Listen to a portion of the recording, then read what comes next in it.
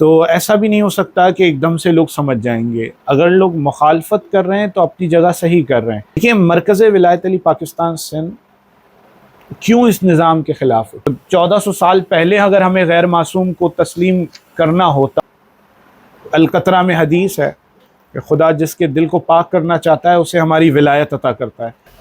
تو اس وجہ سے آپ لوگ MI6 اور باقی جو ایجنسیاں ہمارے ہاں یہ جو کہا جاتا ہے نا، ان سے آپ کو بہت کچھ ملتا ہے فنڈ. میں حسن اللہ یاری والا جملہ کہوں گا کہ خدا درود نازل کرے اس MI6 پر کہ جو مولا کی ولایت کے لیے کام کر رہی ہو اور ولایت کا پرچار کر رہی ہو. ہم پر تو نصیری ہونے کا بھی مسئلہ ہے. اللہ تمہارا ولی ہے، اللہ کا رسول تمہارا ولی ہے. غیبت کبریٰ میں ان کے بتائے ہوئے پہ عمل کریں. بہت سارے، ایک چوہا تھا جو مختلف سامان کے پیچھے چھپ کر بیٹھا ہوا تھا. شہنشاہ بھی 2 سال پڑھ کے آ گیا ہے. اگر یہ زیادہ پڑھ لیتا تو اچھا مجتہد ہو جاتا. کہ صوفی کوئی بھی ہو ہمارا دشمن ہے. اس وقت کے ولی فقی جو بنے ہوئے ہیں باطل اور جھوٹے آدمی، اور یہ جو دہشت گردی ہے، ایکسٹریمزم جاتی ہیں، تو شیعت میں یہ تیسری شاخ ہو گئی. سلام اور آداب یا علی مدد. بہت خوش آمدید آپ کو آج کے اس پروگرام میں. آج ہماری خوش قسمتی ہے کہ میرے ساتھ ایک بہت پڑھے لکھے نوجوان، ایک دانشور، جن سے میری تھوڑی سی بات ہوئی تو ان کے علم کا، ان کی فکر کا مجھے اندازہ ہوا اور میں بہت متاثر ہوا. تو میں نے سوچا کہ پھر میں اپنے جو ناظرین ہیں، جو ہمارے دوست احباب ہیں، ان سے بھی متعارف کرواؤں اور ان کو بھی ان کے خیالات سے آگاہی دوں. تو اس لیے میں نے زحمت دی ہے. میرے ساتھ تشریف فرما ہے مرکز ولایت علی پاکستان سندھ کے مرکزی رابطہ سیکریٹری سید محمد ذکی رضوی صاحب. تو میں نے 2 کتابیں حاصل کی تھی، وہ زحمت کر کے میرے پاس تشریف لائے. تو ایک تو اس حوالے سے ہم کچھ گفتگو کریں گے ان کتابوں کے حوالے سے، اور دوسرا ہم مرکز ولایت علی سے متعلق کچھ بات کریں گے، اور اس کے حوالے سے ہمارے ہاں جو کچھ لوگ منفی خیالات لوگوں میں ہے، کچھ اعتراضات ہے لوگوں کو، کچھ تحفظات ہے، اور کچھ انشاءاللہ ہم فکر کے کچھ مسائل پہ بات کریں گے. اور اس کے ساتھ ساتھ ہم جدید الہات اور قدیم الہات اور الہات کے کچھ مقدمات پہ بھی ہم بات کریں گے. بہت شکریہ سر، آپ نے ہمارے درخواست کو قبول کی اور گفتگو کے لیے آپ تشریف لائے. شکریہ کی کیا بات ہے، آپ نے ہمیں یاد کیا، حاضر ہو گئے. جی. مرکز ولایت علی پاکستان سندھ کا یہ منشور ہے کہ جہاں بھی، جس جگہ بھی ہمیں بلایا جائے گا اور اس باطل نظام ولایت فقی کے خلاف، باطل نظام اجتہاد کے خلاف لوگ سر جوڑ کر بیٹھ رہے ہیں، سننا چاہتے ہیں، ڈیبیٹ کرنا چاہتے ہیں، ہم حاضر ہیں ان کے لیے، ان کے خدشات کو دور کرنے کے لیے، ان کو ایجوکیٹ کرنے کے لیے. کیونکہ دیکھیے برسوں لگتے ہیں جب ایک نظام بنتا ہے نا، وقت کرتا ہے پرورش برسوں، حادثہ ایک دم نہیں ہوتا. تو ایسا بھی نہیں ہو سکتا کہ ایک دم سے لوگ سمجھ جائیں گے. اگر لوگ مخالفت کر رہے ہیں تو اپنی جگہ صحیح کر رہے ہیں، کیونکہ ایک چیز کو سمجھنا جو ہے ضروری ہے.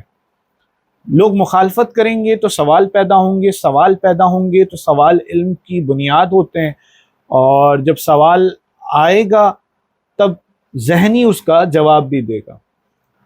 دیکھیے مرکز ولایت علی پاکستان سندھ کیوں اس نظام کے خلاف اٹھی، ولایت فقی کے خلاف اٹھی. ولایت فقی بیسکلی ہے کیا؟ یہ دینی ایمبٹ میں سمجھیں، دینی ٹرمنالوجی میں سمجھیں، ایک پوری الگ کہانی ہے. پولیٹیکل سائنس میں سمجھیں تو ایک پوری الگ کہانی ہے. یہ دونوں چیزیں بالکل علیحدہ علیحدہ کام کر رہی ہیں، لیکن ایسا ملایا گیا ہے. پھر اگر اس کو صوفیت میں سمجھیں تو یہ ایک الگ پوری ایک کہانی ہے. یعنی صوفیت بھی اس میں شامل ہے اور ابن تیمیت بھی اس میں شامل ہے.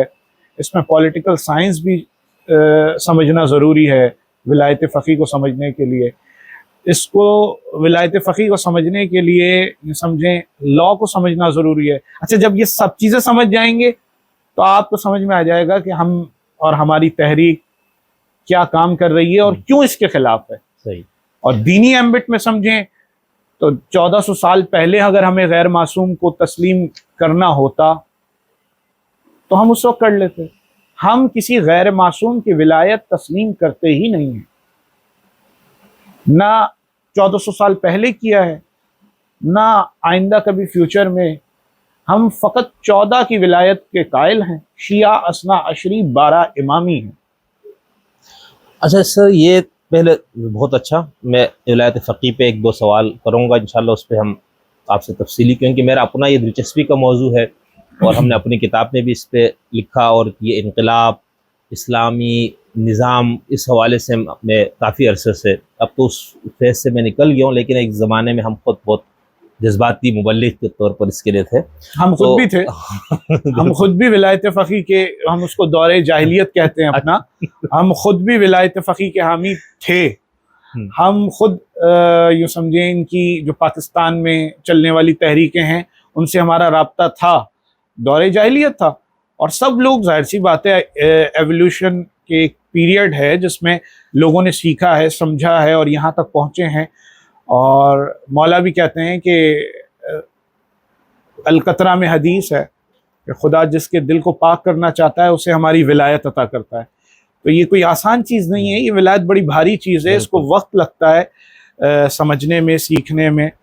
اور جب سورہ قل هو اللہ احد آیا تھا تو رسول اللہ نے کہا تھا، جبکہ سورہ قل هو اللہ احد، سورہ توحید بالکل واضح ہے، کہا اس کو آخری زمانے کے لوگ سمجھیں گے۔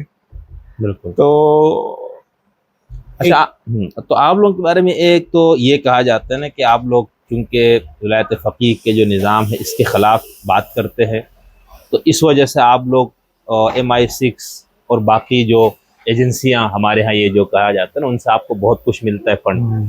ایک تو آپ تھوڑا سا ہمیں یہ بتائیں بھائی اتنا فنڈ آپ لوگوں کو ملتا ہے، تو ہم تو جو آپ جیسے جن دوستوں سے ملا ہم نے ان کو اپنی طرف فقیر ہی دیکھا ہے، ٹھیک ہے، تو وہ فنڈ آپ لوگوں کو کیسے ملتا ہے اور جاتا کہاں ہے؟ دوسرا آپ مجھے تھوڑا سا یہ بتائیں، آپ لوگوں پر ایک یہ بھی کہا جاتا ہے کہ یہ غالی لوگ ہیں، ٹھیک ہے، اس پہ بھی آپ تھوڑی سی گفتگو کیجئے گا۔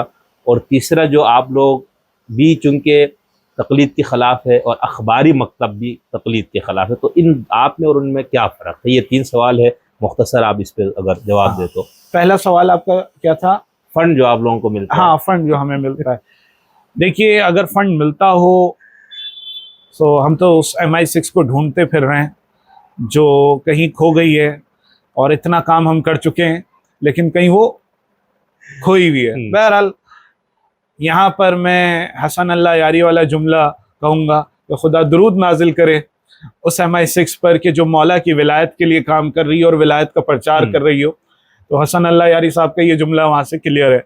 اچھا، اگر MI6 سے مراد یہ ہے کہ مولا امام زمان یا مولا امام چھٹے مولا ہمارے MI کا مطلب یہ ہے، تو بیسیکلی ہم جعفری فقہ سے تعلق رکھتے ہیں، شریعت جعفری کے فالوور ہیں۔ مولا ہمیں روحانی فنڈنگ کر رہے ہیں اور ہمیں روح کی فنڈنگ چاہیے بھی۔ جسمانی کیا ہے، دیکھیے کسی بھی نظام کے خلاف اٹھنے کے لیے یہ تو ایک جہالت ہے، یہ تو ایک پروپیگنڈا ہے، یہ ایک سامنے والے کو ایک طرح سے نیچا دکھانے کے لیے عوام کے ذہنوں پر یہ سوار کر دیا جائے کہ یہ کسی کے ایجنٹ ہیں۔ بنیادی طور پر آپ سمجھیں کہ ایک نظام کو جب سمجھیں گے اور نظام کی مخالفت، ہم صرف کوئی دشمنی نہیں ہے ہمیں کسی سے، ہماری دشمنی کا مرکز مولا امام زمان کی ولایت کی مخالفت ہے۔ ہمیں کوئی ذاتی دشمنی نہیں ہے کسی سے۔ ولایت فقیہ، ولایت کبریٰ، ولایت عظمیٰ، ولایت مطلقہ امام زمان کے مقابلے میں آئی ہے۔ اچھا، پھر آنے کے بعد فتوے بھی ولایت علی پر ہیں کہ ائمہ کی ولایت پڑھنے سے نماز جیسی حقیر چیز بھی، یعنی جو کہ فروع دین میں آتی ہے، حقیر کا مطلب ایسے حقیر نہیں، حقیر کا مطلب کمپیئر ٹو امام، جی بالکل، یعنی امامت کی گواہی باطل ہو جاتی ہے اگر نماز میں پڑھ دی جائے۔ تو یہ تو پھر اہل سنت سے ہمارا یہی تو جھگڑا ہے۔ اگر ولایت علی پہ آپ فتویٰ دیتے ہیں کہ ولایت علی باطل ہے، میں لاء کا اسٹوڈنٹ ہوں، ٹھیک ہے، ایک چیز کورٹ میں پیش ہوتی ہے اور کورٹ میں سامنے والا کہتا ہے کہ آپ اذان میں، اور آج کل سوالات اٹھنے لگ گئے ہیں کہ آپ اذان میں علی ولی اللہ اور خلیفہ بلا فصل کی جو گواہی دیتے ہیں یہ ہمارے بڑوں کو لیے آپ گالی دے رہے ہیں، تو آپ اس کو روکیں۔ تو کل آپ مجھے یہ بتائیں کہ اگر یہ کیس آتا ہے اور آپ کے مرجع تقلید کا فتویٰ جیوری دکھاتی ہے تو آپ اسے کیا بتائیں گے؟ تو ہم تو یہ بات واضح کر دیں گے کہ بھائی یہ فتویٰ، یہ مرجعیت اور یہ اجتہاد، اس سے ہمارا کوئی تعلق نہیں ہے۔ اجتہاد کل بھی باطل تھا، اجتہاد آج بھی باطل ہے۔ اجتہاد نے کل بھی ولایت کے خلاف فتویٰ دیا، اجتہاد نے آج بھی ولایت کے خلاف فتویٰ دیا۔ اجتہاد کل بھی نص معصوم کے خلاف تھا، اجتہاد آج بھی نص معصوم کے خلاف ہے۔ اجتہاد نے کل بھی امامت کے مقابلے میں اپنی رائے کو، اپنے قیاس کو ترجیح دی کہ ہم قیاس سے حکم نکالیں گے، جس کی وجہ آپ دیکھ لیں دنیا میں جو تسنن ہے، ہمارے تسنن بھائی، یہ فقہ حنفیہ سے تعلق رکھتے ہیں۔ فقہ حنفی، یہ فقہ حنفی کیا تھی؟ جب امام موجود تھے، فقہ جعفری موجود تھی، امام خود ظاہر ہیں۔ اچھا، پھر آپ سے زیادہ عقل مند اگر آپ کہتے ہیں کہ اجتہاد، تو سمپل یہ کہ آپ سے زیادہ عقل مند تو فقہ حنفیہ والے ہو گئے، فقہ حنفیہ والے ہو گئے، کہ وہ لوگ پہلے اس بات کو سمجھ گئے تھے کہ امام پردہ غیب میں جائیں گے اور ہمیں غیر معصوم کی تقلید کرنی پڑے گی۔ تو یہ بات واضح ہے کہ دین حق کا جو ہے وہ ولایت محمد و آل محمد ہے، اور تمام احکام جو لیے جائیں گے وہ محمد و آل محمد کی سیرت سے لیے جائیں گے۔ اور دیکھیے، سب سے آپ پر واجب سب سے پہلے کیا ہے؟ الیوم اکملت لکم دینکم واتممت علیکم نعمتی، آج دین تمام ہو گیا اور کمال پہ پہنچ گیا، یہ واضح ہے۔ پھر اس کے ساتھ ساتھ آپ یہ دیکھیں کہ جس وقت غدیر میں اعلان ہو رہا ہے، اعلان ولایت، تو کیا آیت؟ یا ایھا الرسول بلغ ما انزل الیک من ربک فإن لم تفعل فما بلغت رسالتہ۔ اگر آپ نے رسالت کا یہ کام انجام نہ دیا، آپ نے رسالت کا کوئی کام انجام نہ دیا، وہ من کنت مولاہ فھذا علی مولا، رسول کی رسالت نہیں بچتی علی کی ولایت چھوڑنے پر، آپ کہاں ہیں اور آپ کی نمازیں کہاں ہیں؟ چھٹے ساتویں معصوم سے پوچھا گیا مولا علی کی ولایت کے بارے میں، کہا اگر مجھ موسیٰ کاظم کی ولایت مجھے کوئی فائدہ نہیں پہنچائے گی اگر علی کی ولایت پر میں نے شک کی۔ اچھا رضوی صاحب، آپ لوگوں پہ میں نے جس سے کہا کہ دوسرا الزام یہ ہے کہ آپ لوگ غالی ہے، اور ہمارے ہاں چونکہ معصومین کے فرامین بھی پیش کیے جاتے ہیں جس کے اندر غلو کو بہت برا کہا گیا، تو اس الزام کو آپ کیسے دیکھتے ہیں؟ دیکھیے، چیز کو چھپانا ہو، چیز سے منہ پھیرنا ہو ایک بات سے، اس کے بہت سارے راستے ہیں۔ جب ایک بات میں کہہ دوں کہ مجھے سمجھنا ہی نہیں ہے تو اس کی بات ہی ختم ہو گئی۔ غلو کو ڈیفائن ہی نہیں کیا گیا ہے کہ غلو ہے کیا۔ میں سب سے پہلے میں نے آپ سے کہا نا کہ بات سمجھنا پڑے گی دینی ٹرمنالوجیز کو۔ جی بالکل، بہت یہ ضروری ہے۔ دینی ٹرمنالوجیز کو جب ہم سمجھیں گے ہمارے مسائل آدھے آسان ہو جائیں گے۔ ایسا ہی ولایت کیا ہے؟ ولایت کیوں ہے کیا؟ اہل سنت نے کہا ولایت دوستی ہے۔ ہم نے ولایت کو کیا سمجھا ہے؟ جب ہم کہہ رہے ہیں علی ولی اللہ، اللہ تمہارا ولی ہے، اللہ کا رسول تمہارا ولی ہے، اور وہ جو حالت رکوع میں زکوٰۃ دے، انما ولیکم اللہ ورسولہ والذین آمنوا الذین یقیمون الصلاۃ ویؤتون الزکوٰۃ ھم راکعون۔ کیا مطلب ہے اس کا؟ ولایت ہے کیا؟ اللہ اپنے آپ کو بھی شریک کر رہا ہے سودے میں۔ ولایت یعنی مکمل اقتدار۔ ٹھیک ہے، تکوینی جو اور تشریعی دونوں۔ تکوینی اور تشریحی مولویوں کے فلسفے ہیں، اچھا، مولویوں کے اصول فقہ کی اصطلاحات ہیں۔ الجھانے کے لیے تکوینی، تشریحی، اصطلاحی معنی، فلاحی، سمپل سچویشن کو سمجھنا پڑتا ہے۔ تشریحی ولایت کیا ہوگی یعنی، اور تکوینی کیا ہوگی؟ بھائی کن فیکون کی پاور کس کے پاس ہے؟ اللہ کے پاس ہے۔ اللہ نے کہا میرے پاس ہے، میرے رسول کے پاس ہے، ان 14 کے پاس۔ ٹھیک ہے، ولایت ہے۔ اب اس میں غلو کیا ہے؟ یہ جو وہ کہتے ہیں آپ ایسے کرتے ہیں جیسے وہ باقاعدہ الوہیت میں شریک ہے، شرک کے درجے تک کہتے ہیں آپ لے جاتے ہیں۔ ولایت الوہیت نہیں ہے۔ نہیں، یہ تو آپ بتائیں نا۔ ولایت الوہیت، اللہ کہہ رہا ہے میں تمہارا ولی ہوں، الوہیت ہو گئی۔ قرآن سے رسول نے، قرآن گواہی دے رہا ہے کہ رسول الوہیت میں شریک ہیں۔ 14 الوہیت میں شریک ہیں، تو جب شریک ہیں شرک نہیں آپ اس کو کہتے ہیں۔ شرک کیا ہے، یہ سوال اب یہ بنتا ہے کہ شرک کیا ہے۔ بالکل۔ معصوم نے کہا ہماری ولایت کے ساتھ کسی غیر کو شریک کر دینا یہ شرک ہے۔ صحیح۔ اور خدا کی الوہیت میں شریک نہیں ہے۔ خدا کی الوہیت میں شریک کرنے کا مطلب شرکت کو سمجھیں، جی یہ بتائیں۔ خامنائی کو ولی فقی بنانا شرک ہے۔ صحیح۔ ایک بندہ جس کے قابل ہی نہیں تھا، غیر معصوم تھا، ولایت رکھتا نہیں تھا، اس کو ولایت کا عہدہ دے دیا آپ نے، اس کو ولی کہہ دیا، ولی الامر المسلمین کہہ دیا، یہ شرک تھا سب سے بڑا۔ صحیح۔ آل محمد اس کا ظاہر ہیں، عین اللہ، لسان اللہ، وجہ اللہ، ید اللہ، اس کا ظاہر ہیں۔ سمپل بات، غلو کے اوپر آپ کہہ رہے ہیں یہ ایک لمبا ٹاپک ہے، لیکن میں آپ کو سمپل یہ الزام لوگ لگاتے ہیں ہمارے دوست نہیں، اس کو سمجھنے دیکھیے سمجھنے کی ضرورت ہے، سمجھنے جتنا آپ کے توسل سے یہ بات جائے گی سمجھ میں آئے۔ اللہ کے 99 نام قرآن میں موجود ہیں، صفاتی نام ہیں اللہ کے، ہر نام کا مطلب ہے، ہر نام کا مطلب ہے۔ اچھا، صفاتی نام کا مطلب ہے ایبسٹریکٹ ناؤن۔ ٹھیک ہے۔ ایبسٹریکٹ ناؤن جب ہوتا ہے تو ایبسٹریکٹ کا مطلب ہے کہ وہ چیز آپ کے عقل میں کسی آبجیکٹ کو ملا کر آتی ہے۔ آپ دماغ، منطق میں ڈیفینیشن ہے علم کی، حصول الصورت الشیء فی العقل۔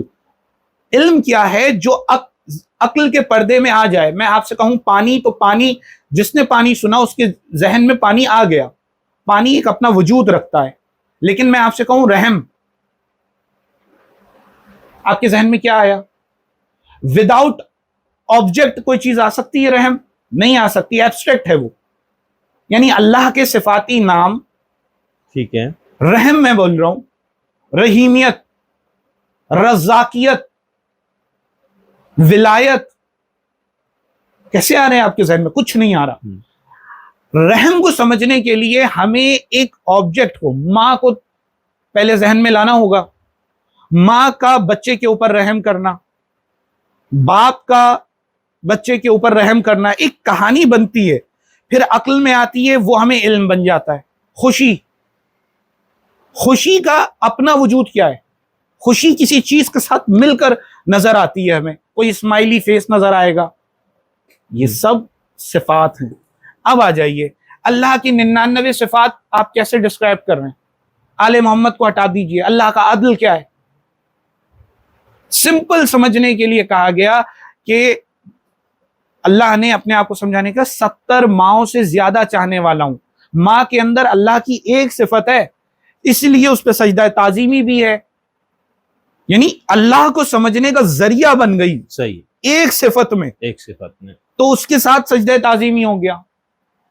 ایسے ہی ہے اللہ کی 99 صفات کو سمجھنے کا ذریعہ آل محمد ہیں۔ میں 99 صرف تھوڑی سی بتا رہا ہوں جتنی قرآن میں ہے، دعائے جوشن کبیر میں تو 1000 نام ہے۔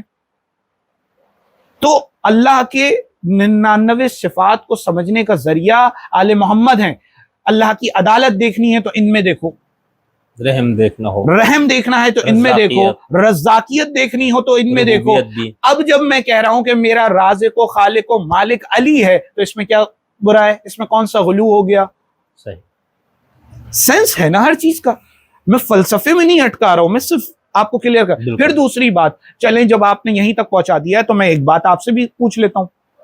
اللہ کے 99 نام ہیں، سارے نام صفاتی ہیں، ذرا یہ تو بتائیں اللہ کا جو بنیادی اللہ نام ہے اس کا کیا مطلب ہے؟ مولویوں سے پوچھ کر کوئی بتائے مجھے کہ لفظ اللہ کا مطلب کیا ہے؟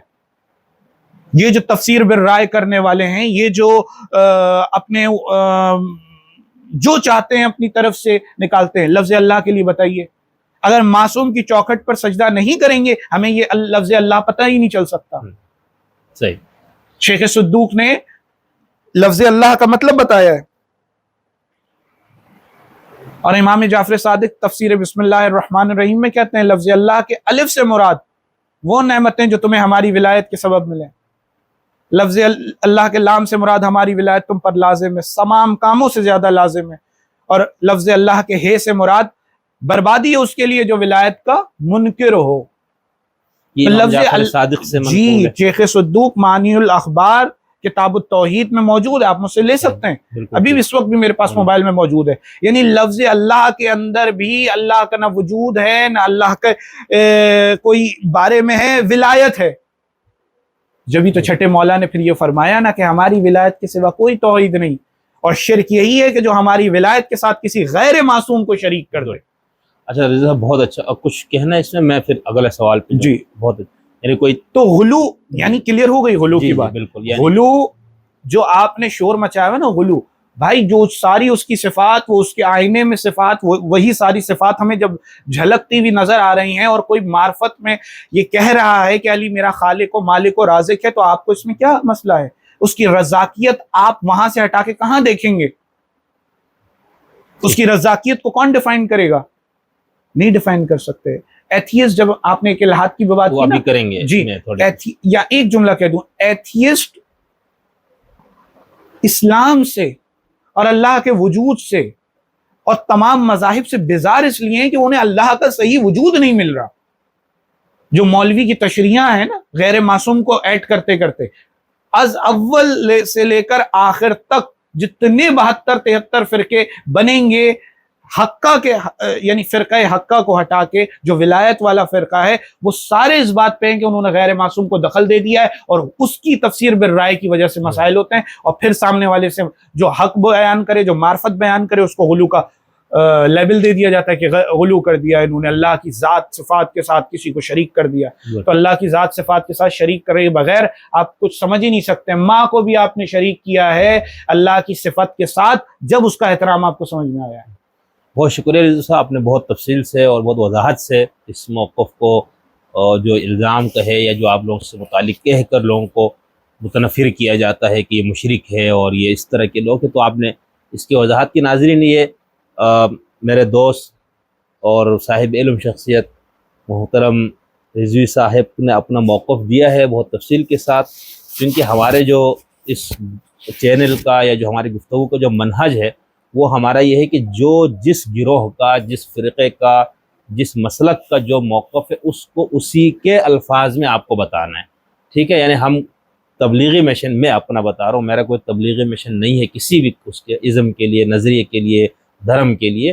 میرا صرف مقصد یہ ہوتا ہے کہ جو لوگ ہیں ان کو کم سے کم جن لوگوں کا جو موقف ہے، یا اگر میں اپنی زبان سے بتاؤں تو بھی ان کو گہرائی سے سمجھ کے بتاؤں، اور اگر اس گروہ کا، اس تحریک کا، اس مذہب کا، اس دھرم کا جو بھی ہے اس کا کوئی نمائندہ ملے تو ان کے اس نمائندے کے الفاظ سے، تاکہ جو غلط فہمیاں ہم دوسروں سے سن کے ادھر ادھر سے باتیں جو ہم پال لیتے ہیں، ہم اس سے نکل سکے اور ہم ایک معروضی انداز سے اور ہمدردانہ انداز سے ہم ان کے موقف کو سمجھ سکے. اچھا رضا صاحب، یہ بتائیے، یہ جو آپ لوگ اجتہاد کے، مجتہدین کے جو خلاف ہے، نظام مرجعیت کا جو پورا سسٹم اس کے خلاف ہے، اس کی بنیادی وجہ کیا ہے؟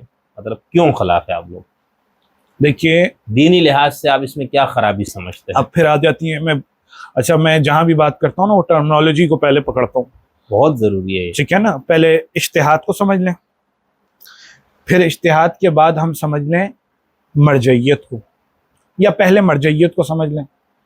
مرجعیت کہتے ہیں رجوع کرنا، رجوع سے نکلا ہے. ہم کس کی طرف رجوع کریں گے؟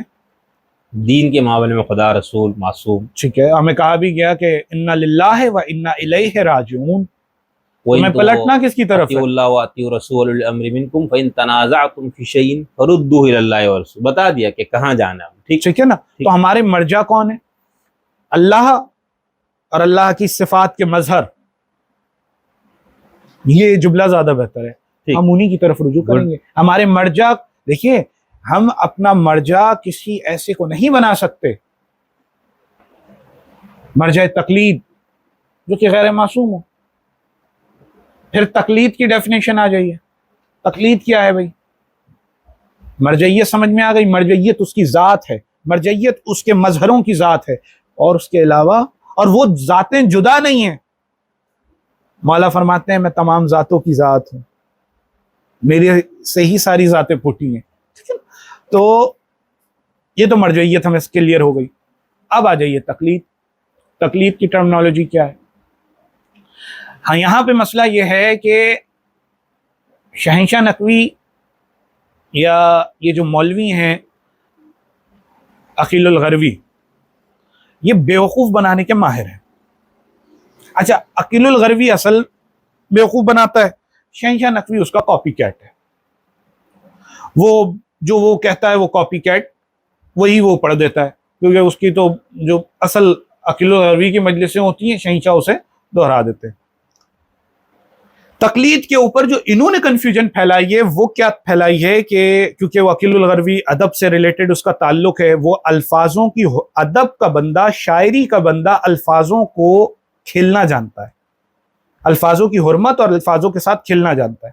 اس نے کیا کیا, دو, ایک اردو زبان کی تقلید اور ایک عربی کی تقلید کو ایسا جوڑ کر مجلس بنائی اپنی اور تقلید کی ڈیفینیشن بنائی کہ اس سے کنفیوژن پھیل گئی.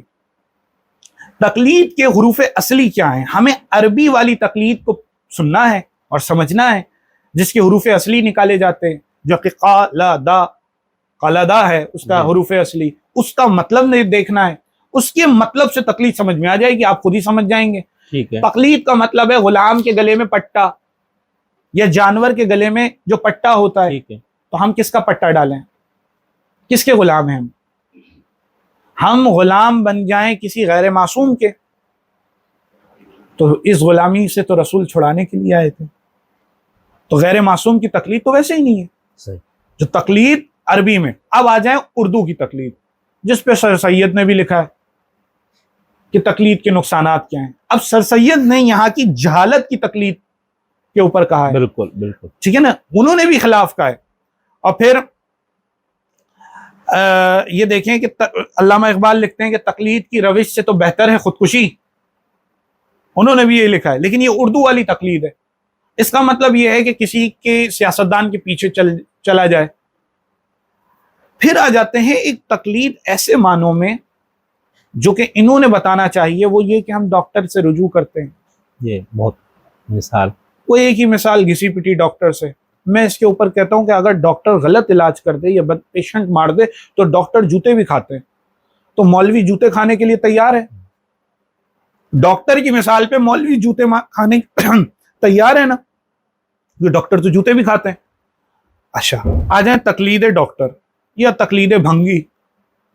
ہم بھنگی کی بھی تقلید کرتے ہیں, ہم اپنے گھر کا گٹر صاف کراتے ہیں. یہ تقلید نہیں ہے, وہ عربی معنوں میں, وہ دینی ٹرمنالوجی کی تقلید نہیں ہے. یہ آپ نے الفاظ کے ساتھ کھیل کر آپ نے کہا یہ جائز ہے تو غیر معصوم کی جائز ہو گئی, تو اب امام معصوم کی تقلید نہیں ہوتی. پھر ایک نیا انہوں نے, یعنی ان کو سنتے جائیں اور ہنستے جائیں. اچھا عام معصوم کم فہم لوگ, پڑھے لکھے جاہل لوگ, ان سے سامنے بیٹھ کر, کیونکہ ایک تو ان کے حلیے سے متاثر ہوتے ہیں, ان کے پیسے سے متاثر ہوتے ہیں, ان کی اداروں سے متاثر ہوتے ہیں, وہ پہلے ہی یہ سمجھے نا, جو انفیریئر کمپلیکس میں ہوتا ہے اس کا مسئلہ یہ ہوتا ہے کہ وہ جو بھی شاہ صاحب جو بات کریں گے وہ صحیح ہوگی, یا امیر آدمی جو بات کرے گا وہ صحیح ہوگا. جیسے وہ جناح صاحب تقریر کر رہے ہیں انگلش میں, کسی نے پوچھا بھائی تمہیں سمجھ میں آ رہی ہے, کہا جناح صاحب کہہ رہے ہیں تو صحیح کہہ رہے ہیں. تو یہ والی مثال شہنشاہ صاحب نے کہہ دیا تو پھر شہنشاہ صاحب نے کہہ دیا, کیونکہ وہ ڈبل کیبن میں آتے ہیں. تو یہاں پر بات یہ ہے کہ تقلید جو, ہاں انہوں نے نیا ہوگا, تقلید ہوتی ہے مجتہد کی, بیعت ہوتی ہے امام کی. کیا آپ اس ٹرمنالوجی کو, چیلنج ہے میرا آپ کے توسل سے, کیا آپ اس ٹرمنالوجی کو کسی قرآن کی آیت سے یا روایت سے دکھا سکتے ہیں؟ نہیں دکھا سکتے آپ. یا آپ کی اپنی ذاتی رائے ہے, اور کہاں لکھا ہے جس کی تقلید ہوتی ہے اسی کی بیعت ہوتی ہے, اسی کی اطاعت ہوتی ہے, یہ کہاں الگ الگ ہے؟ اور پھر تقلید کا لفظ رسول خدا نے کہاں یوز کیا ہے؟ اب آپ آ جائیں اس پر. خطبہ غدیر کو جب پڑھیں رسول کے, تو رسول نے کہا اپنے ہر معاملے میں تقلید کرو علی کی. ساسا بن سوہان جب گئے ہیں خوارج سے بات کرنے, تو کہا کہ کیا تم علی کی تقلید کرتے ہو؟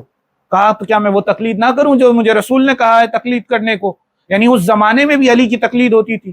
اور قلادہ یعنی گلے میں, آپ تو گلگت سے تعلق رکھتے ہیں, ہمارے مہاجروں میں ایک کلچر ہے 7 محرم کو کلاوا پہننے کا, انڈیا سے چلا آ رہا ہے بر صغیر سے. کلاوا کیا چیز ہے؟ یہ کلاوا اصل میں قلادہ تھا, وقت کے ساتھ ساتھ غلط جو ہے وہ عام ہو گیا, غلط غلام, ہاں وہ ہوا کہ دال ہٹ کے وہ واو آ گیا, قلادہ سے کلاوا ہو گیا. وہ کلاوا ہوتا ہے ایک رنگ برنگا تاگا, وہ ہم کیوں پہنتے تھے؟ وہ ہم اس لیے پہنتے تھے کہ ہم تقلید کرتے ہیں، آج غلامی میں اپنے بچوں کو دیتے ہیں، خود کو دیتے ہیں امام حسین کی. تو تقلید ویسے واضح ہے کہ امام معصوم کی ہوگی. آ گئی مرجعیت کلیئر ہو گئی، رجوع کس سے کرنا ہے، تقلید کلیئر ہو گئی. اب آ جائیں اجتہاد. اجتہاد کیا ہے؟ اجتہاد دیکھیے کہتے ہیں قانون بنانا، اسلامی قانون بنانا. انگلش میں اس کو کہا جاتا ہے لیجسلیشن. لیجسلیٹو اتھارٹیز ہوتی ہیں. اسلام دیکھیے ایک اسٹیٹ کی لیجسلیٹو اتھارٹی ڈیموکریسی میں ہمارے ملک کے اندر یہ ہے کہ ہم یہاں سے MNAs MPs کو چنیں گے، وہ اسمبلیز میں جائیں گے، ان کو ہم لیجسلیٹو اتھارٹی بھی مانتے ہیں، ہم ان کو جورسٹ بھی مانتے ہیں.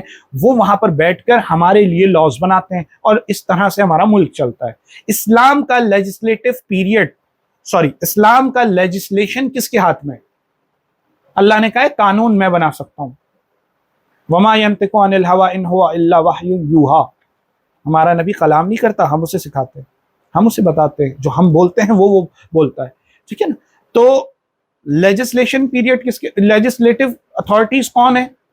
فقط 14 ہیں.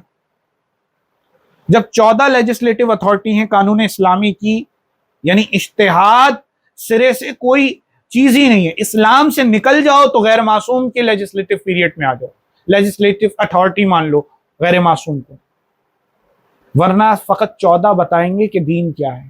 دین ہے ہی 14.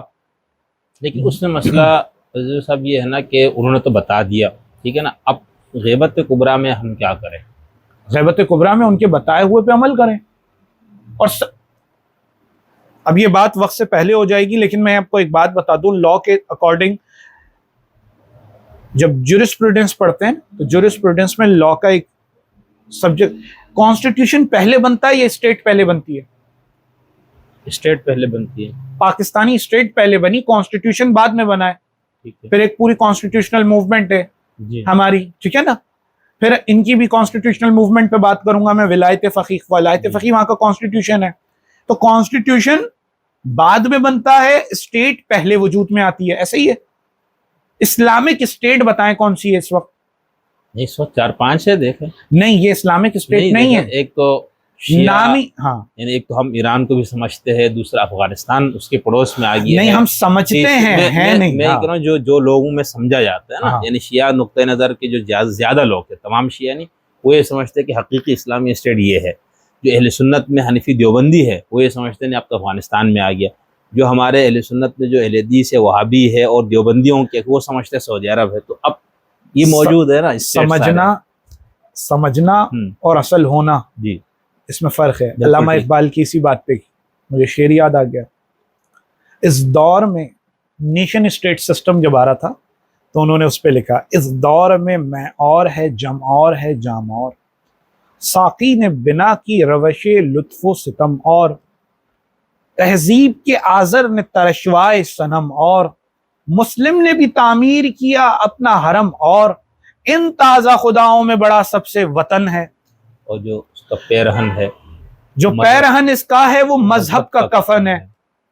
یعنی وطنیت آنے کے بعد مذہب کو کفن لگ گیا ہے، یہ اقبال کہہ چکے. ٹھیک ہے. تو اسلامک اسٹیٹ نام سے ہیں، جمہوری اسٹیٹ ہیں. یعنی آپ یہ کہہ رہے کہ وہ جو اسلامی اسٹیٹ کا جو تصور وہ امام نے ہی کرنا ہے، اسی کا کام ہے. ایگزیکٹلی. ٹھیک. دیکھیے امام کے بغیر آپ اسلامی ریاست نہیں بنا سکتے. اچھا اب چلو ہم اس مسلمان ریاست ہو سکتی ہے، مسلمز رہتے ہیں یہاں پر، یہ مان لیں گے ہم کہ پاکستان میں مسلم اتھارٹی ہے، پاکستان ایک حنفی اسٹیٹ مانوں گا. تو کیا آپ حنفیت کو ہی اسلام سمجھتے ہیں؟ خواجہ اجمیر نے واضح کہہ دیا، دین است حسین، دین امام زمانہ ہے. اس وقت اسلام خود اسلام کا وجود اگر ہے تو وہ امام ہے. جب امام آئیں گے وہی ریاست بنائیں گے، وہی شریعت لائیں گے، وہی شریعہ لا لائیں گے. یہ سب ان کے ہاتھ میں. اس وقت جو ہے جمہوری سسٹم ہے. پولیٹیکلی دیکھیں تو پاکستان میں جمہوریت ہے. کھل کر نہیں بولتے لوگ، پاکستان میں بنیادی طور پر جمہوریت ہے. پاکستان سیکولرزم کے اوپر بنیادوں پر بنا ہوا ہے. اب اس میں کچھ شریعہ لا ہے، مسلمز رہتے ہیں یہاں، تو مسلم اسٹیٹ ہے. رضوی صاحب آپ یہ بتائیں، ہم یہاں تک پہنچے تھے کہ اجتہاد، تقلید ٹھیک ہے. اس کے بعد آپ نے کہا کہ اصل مرجع کون ہے جن سے ہمیں دین لینا ہے. تو اس کا ہمارا آپ سے یہ سوال تھا کہ غیبت کبریٰ کے بعد کیا کریں. ٹھیک ہے. اب حجت جو ہے بظاہر موجود نہیں ہے. ٹھیک ہے. تو اس پہ ہم بات کر رہے تھے. تو اسی سے اب وہ مسئلہ سامنے آتا ہے جس کو ہم فقیہ کی ولایت کہتے ہیں. دیکھیں ہمارے ہاں اہل تشیع کے ہاں جو اصولی مکتب ہے ان کے ہاں فقیہ کی ولایت فی نفسی ہی موجود ہے. یعنی کہ آپ اپنے دین کے معاملات میں آپ عالم سے مجتہد سے رجوع کریں گے. ٹھیک ہے. اب اس کی ایک شکل وہ ہے جو غیر سیاسی ہے. یعنی وہ فقیہ جس کے پاس سیاسی اتھارٹی نہیں ہے وہ محض فتویٰ دے گا اور جو اس کی تقلید میں ہونے کا دعویٰ کرتا ہے یا ہوگا وہ اس فتوے پہ اپنی زندگی گزارے گا. دوسرا ہے وہ جو امام خمینی اور ان کے بعد جو آیا. ٹھیک ہے نا کہ فقیہ جو ہے اس کے پاس ایک سیاسی اتھارٹی بھی ہے, وہ حاکم وقت بھی ہے. تو ایک تو آپ مجھے ان دونوں میں تھوڑا سا فرق بتا دیجئے, اور دوسرا پھر آپ اس فقیہ کی ولایت اور جو ایران کے اندر جو رائج ہے اس پہ کیا آپ کا اپنا کوئی مطالعہ ہے یا آپ کی ان سے کوئی وابستگی تھی فکری طور پر. یہ نہیں کہ آپ وہاں گئے اور ایک نظریاتی فکری طور پر, اگر تھی تو اب اس سے آپ کیسے نکل گئے؟ دیکھیے اس میں کافی سوال آپ نے اکٹھا کر دیے, اور اس میں پہلا دیکھیے سوال یہ بنتا ہے کہ ولایت فقیہ کیا ہے, اور ولایت فقیہ کی جو ولایت ہے وہ اس کا سیاسی نظام اور صرف شریعتی نظام, یہ دو الگ الگ چیزیں. دیکھیے ولایت فقیہ ہم اجتہاد کو ہی نہیں مانتے. وہ تو کلیئر ہو گیا نا. فقیہ ہم اس کو مانتے ہیں, ہیں فقیہ ہم اس کو مانتے ہیں جسے اللہ فقیہ لکھے. فقیہ کی ڈیفینیشن ہر چیز اللہ ڈسکرائب کرے گا, اللہ بتائے گا, اللہ کا نمائندہ بتائے گا. 14 معصومین کسی کو فقیہ لکھتے. جناب مسلم کو اگر رجل فقیہ لکھ رہے ہیں, یا جناب حبیب ابن مظاہر کو اگر رجل فقیہ لکھا جا رہا ہے, تو بھائی امام حسین لکھ رہے ہیں فقیہ, اور امام حسین زبان وحی ہیں, وہ امام معصوم ہیں, وہ اتھارٹی رکھتے ہیں, وہ ولایت رکھتے ہیں, وہ الوہیت کے پردے میں ہیں, وہ الوہیت کا ظاہر ہیں. تو انہوں نے اگر کسی کو فقیہ لکھا تو اللہ نے اسے فقیہ لکھا. اب آپ کی فقیہ کی ڈیفینیشن پہلے آپ کر لیں کہ فقیہ کی ڈیفینیشن کیا ہے, وہ اس سے ساری چیز. چہل حدیث میں خمینی لکھتے ہیں کہ جس نے 40 حدیثیں یاد کر لی وہ فقیہ ہے. میں 400 حدیثیں سنا دوں گا تو میں کتنے ٹائم فقیہ ہو گیا؟ ابھی تو آپ کو 40 حدیثیں یاد ہیں. ہاں تو پھر آپ فقیہ ہے نا. فقیہ ہو گیا. جی. اب جب فقیہ میں یعنی ان کی ڈیفینیشن کے مطابق میں فقیہ اپنے آپ کو نہیں کہوں گا, کیونکہ مجھے مولا نے فقیہ نہیں کہا ہے. ان کی ڈیفینیشن کے مطابق میں فقیہ ہو گیا. جی میں یہ 40 حدیثوں پہ, صرف 40 حدیثوں کا مسئلہ ہے. جب 40 حدیثوں پہ آپ فقیہ ہو گئے, اب آپ آ جائیں ولایت کا منصب, جو کہ ولایت ایک پوری اتھارٹی, پروردگار کی اتھارٹی ہے ولایت, جو اپنی پروردگار اتھارٹی اپنے رسول کو دے رہا ہے, اور رسول کے بعد تیرا معصومین میں آ رہی ہے. وہ ولایت کی اتھارٹی کو اتنا نیچے انہوں نے نگلیکٹ کیا ہے اور پست کر دیا ہے کہ اس کو آ کے ولایت کو جوڑ دیا فقیہ کی ولایت سے, جس چیز کا دین میں تو کوئی وجود نہیں تھا بھائی. نہیں, اس کے لیے حدیثوں معصوم ہی کیا کی روایات سے استدلال کرتے ہیں. مثلاً کوئی روایت آپ بتائیں. مثلاً جیسے ایک روایت کے ہمارے بعد جو ہے نا, آپ ہمارے راویوں روات حدیث کی طرف رجوع کریں. علماء کا باقاعدہ ہے فَأَمَّا الْحَوَادِثُ الْوَاقِعَةُ فَارْجِعُوا إِلَىٰ رُوَاةِ أَحَادِيثِنَا. تو اس میں کون سا مسئلہ ہے؟ حدیث کے راویوں کی طرف ہم رجوع کر رہے ہیں, مجلسی کی طرف رجوع کریں گے ہم, شیخ صدوق کی طرف رجوع کریں گے ہم حدیث لینے کے لیے. اِنَّا لِلَّهِ وَإِنَّا إِلَيْهِ رَاجِعُونَ والا رجوع نہیں کر لیں گے ہم, حدیث لیں. ٹھیک, وہ بھی ایک کلام معصوم لیں گے. مجتہد کی طرف رجوع کرنے کا تو کہیں نہیں کہا گیا. نہیں, وہ ایک دو روایتیں, کیونکہ مجتہد کی ٹرمنالوجی پہ غالب نے بڑا پیارا لکھا ہے. یہاں پہلے شعر سن لیں غالب کا. انہوں نے کہا یہ اجتہاد عجب ہے کہ ایک دشمن دین, مذاق اڑایا انہوں نے اجتہاد کا. علی سے آ کے لڑے اور خطا کہیں اس کو، یزید کو تو نہ تھا اجتہاد کا پایا، برا نہ مانیے اگر ہم برا کہیں اس کو. اور پھر انہوں نے یہ بات دیکھیے، جتنے جنگ جمل والے ہوں، صفین والے ہوں، نہروان والے ہوں، ہمارے برادر ان کے لیے لکھتے ہیں سب سے اجتہادی خطائیں ہوئی ہیں. تو اجتہاد تو چلا ہی دشمنی آل محمد کی بنیاد پر ہے، تو ہم اجتہاد کو کہاں سے مان لیں گے؟ یہاں پر ایک بات ہو گئی، ولایت پہ بات ہو گئی، ولایت فقی جیسی کوئی چیز ہی نہیں ہے. فقی کی ولایت کہاں سے ہو گئی ولایت؟ اب آپ جائیں آپ کہ ولایت کا مطلب وہ عربی کیونکہ کئی معنوں میں ہوتا ہے، ولایت کا چھوٹا مطلب لے لیا. دیکھیں کنفیوز نہ کریں، دین عربی کیا ہر زبان میں جب لا کی ٹرمنالوجی میں بات ہوگی نا تو پھر لا کے تناظر میں سمجھا جائے گا. ٹھیک ہے، جب ڈاکٹرز کی ٹرمنالوجی آئیں گی تو یعنی ڈاکٹری کے تناظر میں اس کو سمجھا جائے گا. اسی لیے جب دینی تناظر آ جائے نا تو پھر دینی اس کی ڈیفینیشن کریں، جو کہ اصل دین جس کے اوپر بنیاد ہے. اس میں پھر یہ نہیں ہے کہ ڈاکٹری کو گھسیڑیں دین کے اندر، دین کو گھسیڑیں لا کے اندر. آپ نے ملا جلا کے کوئی اپنی رائے بنا کر آپ نے کہا کہ وہ ایک ہمارے اہل سنت میں ہوتے ہیں پرویزی گروپ، ٹھیک ہے، آپ ان کو کبھی دیکھیں گے نا پرویزی گروپ کو تو آپ کو بڑا مزہ آئے گا. اچھا تمام فرقوں کو دیکھا کریں اور ان کی تشریحاں دیکھا کریں کہ علامہ پرویز صاحب کا پورا لٹریچر رکھا ہوا ہے. ہاں وہ کیا کرتے ہیں، ایک قرآن کا ایک لفظ اٹھاتے ہیں، اس قرآن کے لفظ کے وہ معنی اٹھاتے ہیں، پھر ایک معنی کو وہ دل ان کا ٹھک جاتا ہے اس پہ.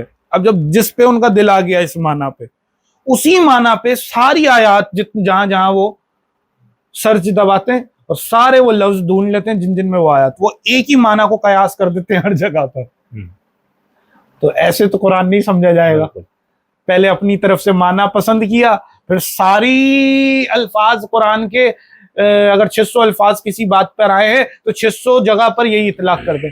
تو یہ فقاہت نہیں ہے، یہ حماقت ہے. اچھا یہ آپ کے یہ جو کتابچہ ہے اخوانی شیعت، ٹھیک ہے، 1969 کی ایرانی انقلاب کی فکری اور سماجی بنیاد، یہ کیا ہے؟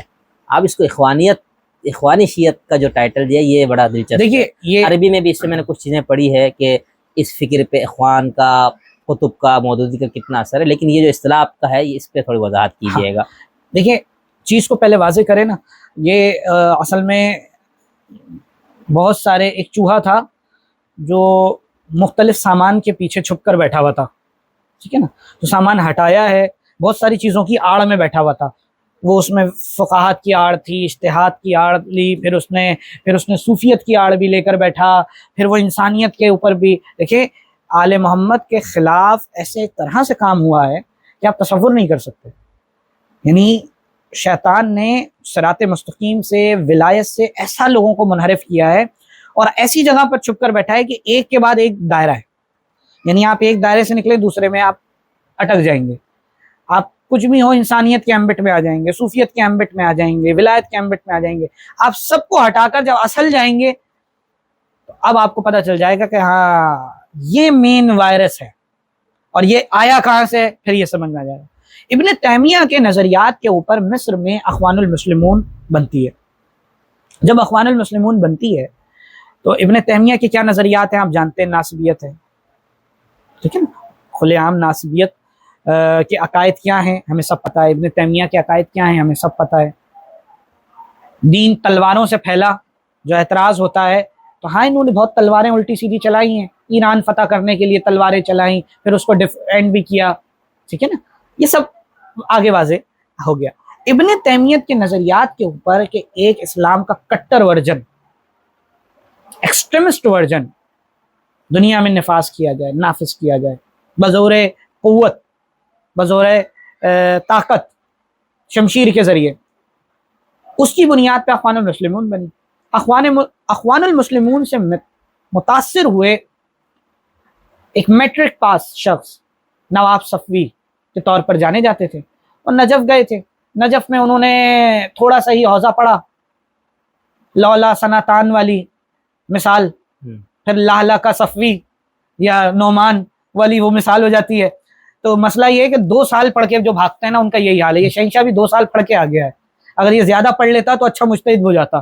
اب یہاں آ کر جو یہ پھنسا ہے نا، تو یہ جتنے 2 سال پڑھ کے مدرسوں سے نکلے ہوئے ہوتے ہیں نا، یہ صرف جاتے ہیں مدرسے کو چونتے ہیں، واپسی آ جاتے ہیں. واپسی میں سب سے بڑا امامہ انہی کے سر پہ ہوتا ہے. وہی لولا سناتان ہو گیا ہے. یہاں بھی صفی صاحب 2-3 سال مدرسے میں گئے اور وہاں سے نجف سے وہ نکلے اور اخوان المسلمون سے متاثر ہو گئے. اور ایک ظاہر سی بات ہے ان کو اٹریکشن اس میں دکھی کہ کون اتنا لمبا پڑھے گا اور مجتہد بنے گا، اور یہ ہمارے بس کی بات بھی نہیں ہے. اور یہ ایک پورا سسٹم، ہم ایک کام کرتے ہیں تلوار کی زور پر حاکم بن جاتے ہیں، بادشاہوں کے خلاف اڑ جاتے ہیں اور مختلف بادشاہتوں کے خلاف ہم کام کرتے ہیں. تو انہوں نے ایران میں شاہ کے خلاف کچھ چیزیں کمیونسٹ. اچھا یہاں پر ایک بات سمجھنا پڑے گا تھوڑا سا تاریخ کو. انقلاب کی جو بھی بات کرتے ہیں پاکستان میں وہ 2 طرح کے لوگ ہوتے ہیں، کمیونسٹ ہوتے ہیں، ایک مولوی ہوتے ہیں. اچھا کمیونسٹوں کے برسوں کا پیٹ کا درد ہے، جبکہ کمیونزم پہ اگر بات کریں تو خود کارل مارکس کو دفن کیا ہے لینن نے.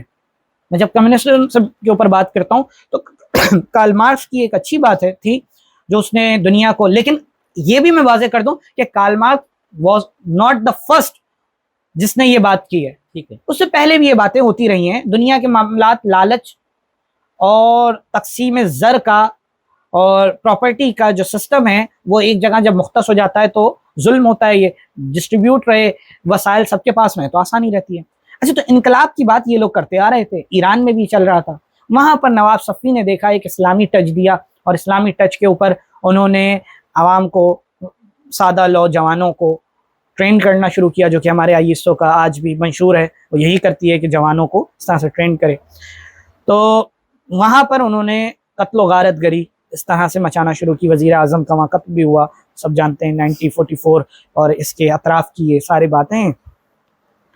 یہ چل رہا تھا نواب صفی کا دور. نواب صفی کے بعد انہی کے شاگرد جو خمینی صاحب تھے وہ اٹھے اس کو، کیونکہ نواب صفی کو پھانسی لگی تھی ان ساری حرکتوں کے اوپر، ان ساری ترویجات کے اوپر. اچھا ان کا کٹر اسلامی سوچ جو ابن تیمیت ہے کہ حجاب، چنیاں اور داڑیاں اور نمازوں کی پابندیاں اور یہ سب چیزیں لوگوں کے اوپر بائی فورس اپلائی کی جائے، جبکہ اسلام کہتا ہے لا اکراہ فی الدین، دین میں کوئی جبر نہیں ہے. دین کا جبر کہیں اور سے چلا آ رہا ہے، جب وہ فوراً تلوار جہاں نکل آتی تھی.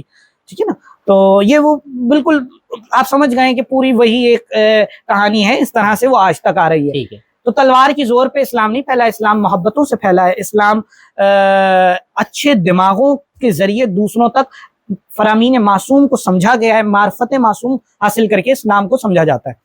لیکن یہاں پر اسلام تلوار سے، کیونکہ انہی کے مرید، انہی کے تقلیدی، انہی کے فالوورز تھے، تو انہوں نے جو ہے خمینی صاحب تک کہانی آ گئی. خمینی صاحب انقلاب لے آئے. اب آپ دیکھیں اخوانی شیعت سے کہانی چلی، ابن تیمیت سے کہانی چلی، ابن تیمیہ سے کہانی کہاں تک پہنچتی ہے؟ اخوان المسلمون. پھر یہاں پر آتی ہے فدایان اسلام جو نواب صفی نے بنائی تھی. فدایان اسلام نواب صفی کے بعد یہ آتی ہے خمینی تک.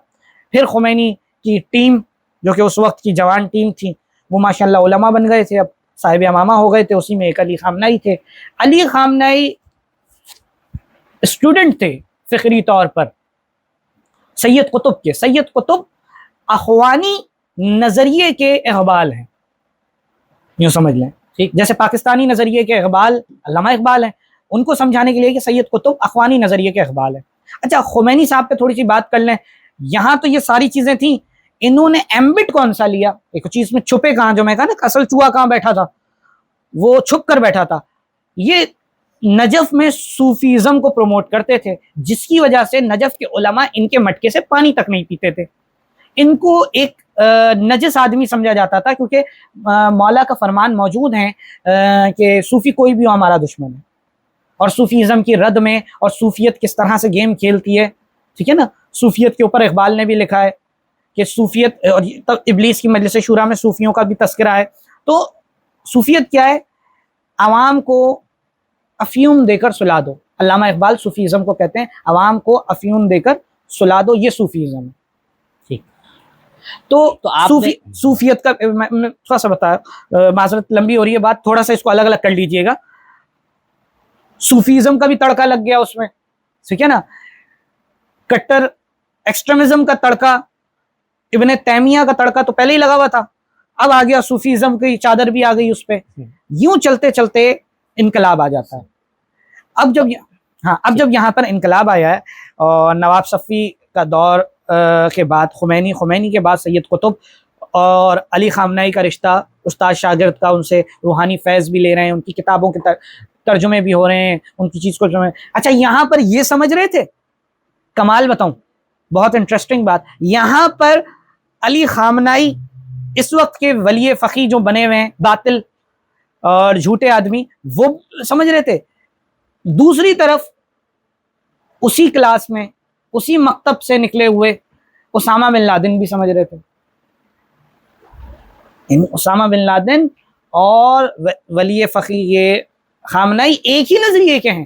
تو ہم نے اس کتاب کو شروع ہی یہاں سے کیا ہے کہ دہشت گرد تنظیموں کی جو اصطلاح ہے اور یہ جو دہشت گردی ہے، ایکسٹریمسٹ تھاٹ ہے، داعش کے نظریے کا اسلام نافذ کرنا ہو، طالبانی نظریے کا اسلام نافذ کروانا ہو، اخوانی نظریے کا اسلام نافذ کرنا ہو، یا ولایت فقیہ والا اسلام نافذ کرنا ہو، یہ سب ایک ہی جڑیں ہیں، ابن تیمیہ سے چلی ہوئی ہیں، اخوان المسلمون کے نام سے جانی جاتی ہیں. تو شیعت میں یہ تیسری شاخ ہو گئی. اصولی، اخباری 2 ڈیفینیشن تھیں، اس کے بعد تیسری ڈیفینیشن ہو گئی ہے اخوانی شیعہ.